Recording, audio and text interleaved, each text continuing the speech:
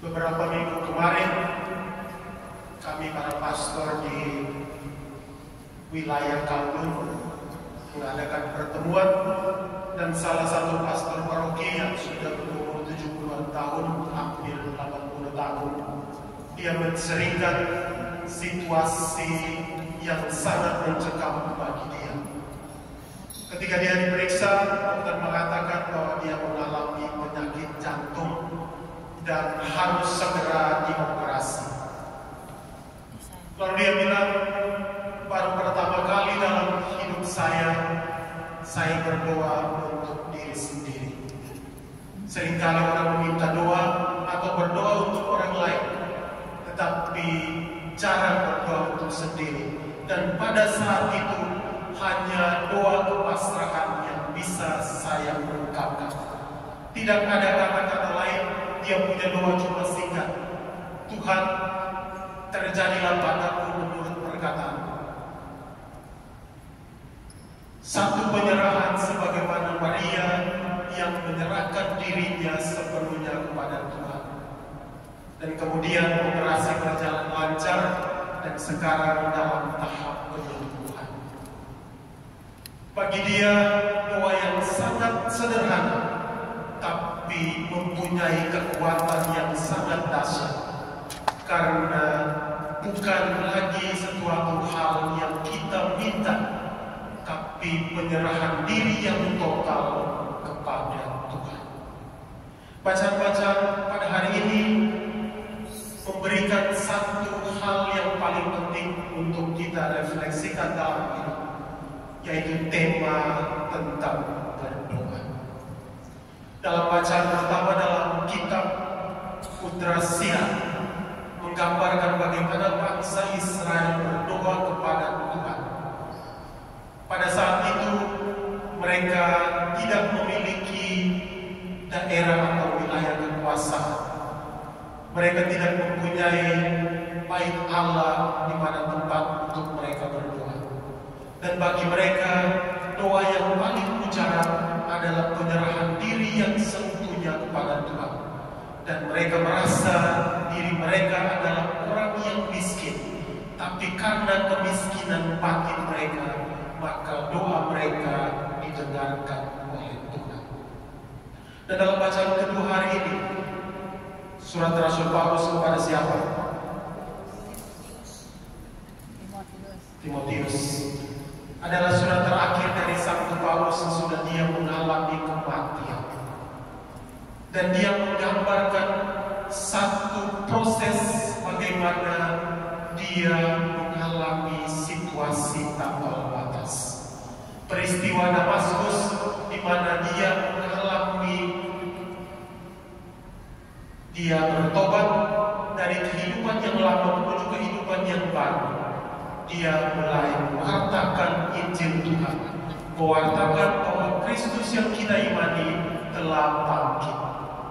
Dan dalam perjalanannya mewartakan Injil Tuhan itu, banyak teman-teman, banyak orang sekitarnya yang meninggalkan dia. Namun satu hal yang pasti, dalam doanya, dalam permenungannya, Santo Paulus mengatakan, sekalipun orang meninggalkan saya, namun Tuhan yang saya imani tidak pernah meninggalkan saya. Dalam bacaan Injil hari ini juga memberitakan satu pesan, yakni bagaimana kita memiliki sikap berdoa yang baik. Dalam bacaan Injil pada minggu kemarin, saya yakin sebagian besar kita sudah lupa bagaimana seorang janda tua meminta bantuan dari seorang hakim yang lalai. Karena ia meminta secara terus-menerus, maka hakim yang lalai, yang tidak takut akan Tuhan, tidak mencintai sesama, akhirnya mau mengabulkan permohonan si janda ini. Bacaan minggu kemarin mengajarkan satu hal, bagaimana kita harus bertekun dalam doa. Dan dalam bacaan Injil hari ini, dua tokoh utama menggambarkan kepada kita bagaimana sikap kita untuk berdoa. Sikap yang meninggalkan segala kebanggaan terhadap diri sendiri.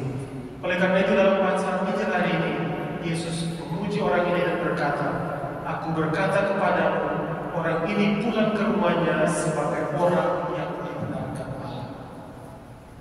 Orang Farisi, mereka sangat mengenal aturan pada saat itu, sangat mengenal kitab suci dan ajaran-ajarannya. Dan dia juga melakukan hal-hal yang mungkin menjadi contoh bagi banyak orang.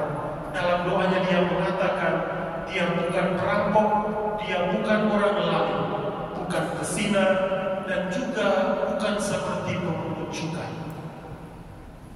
Satu hal yang pasti, dia lupa bahwa dalam doa kita tidak mesti meninggikan diri sendiri, tapi kita harus merendahkan diri kita untuk mengalami kasih dan kebaikan Tuhan. Dia telah melakukan hal-hal yang baik, namun satu hal yang pasti, dia menyombongkan diri. Namun berbeda dengan sikap dari orang pemungut cukai ini. Dia berdiri jauh dan tidak berani untuk menoleh ke atas. Satu gestur tubuh yang sangat menggambarkan bagaimana dia mengalami dan meminta kasih dan kemurahan Tuhan. Dan doanya cuma singkat, "Tuhan yang Allah, kasihanilah aku orang berdosa ini." Karena dalam doa dia mengalami dan menyadari kekurangan dia. Dia menyadari bahwa dia adalah orang yang berdosa dan ia menyerahkan seluruh hidupnya kepada kemurahan kasih dan kebaikan Tuhan. Dan inilah sebenarnya doa yang kita semua harus lakukan, harus kita praktekkan dalam hidup.